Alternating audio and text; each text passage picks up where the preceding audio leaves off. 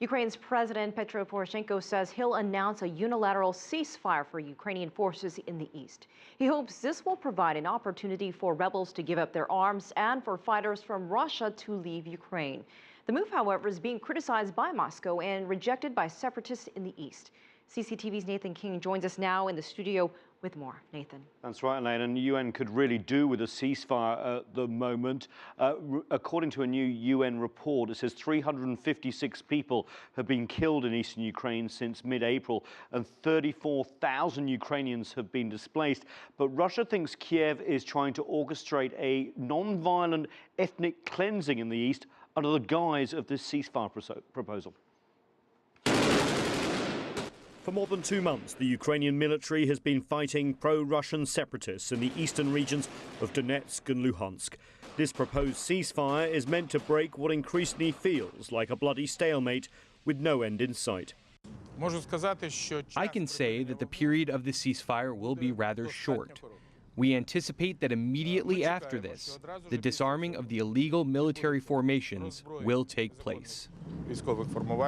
Poroshenko also says he will allow Russian mercenaries to leave the country through a humanitarian corridor. Russia has reacted to this, saying they think the plan is a scheme to get rid of ethnic Russians in the east. I have also heard about an option that this temporary ceasefire is needed to allow so-called separatists to leave Ukrainian territory.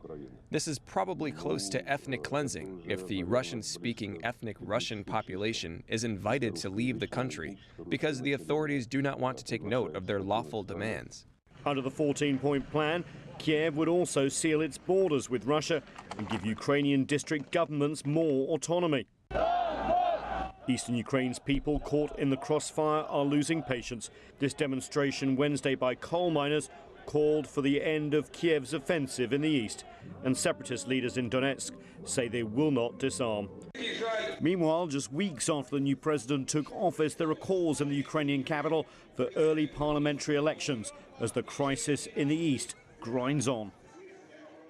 So it seems the hope created by Petro Poroshenko's clear-cut election victory seems to have faded quickly.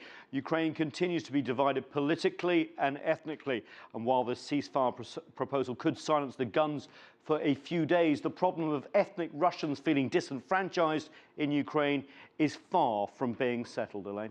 Well, Nathan, didn't Russia propose a ceasefire as well? They did, but a different kind of ceasefire. Instead of closing the border with Ukraine, it wants to open it to bring in humanitarian aid, it says, to besieged eastern cities. Now, Kiev would say weapons would flow as well as men as well. They also don't want the eastern groups to be disarmed before negotiations with Kiev on exactly what sort of future they would have in a more autonomous Ukraine. So even though that phone call between Vladimir Putin and his Kiev counterpart happened, it seems like they were talking across each other, at least for now.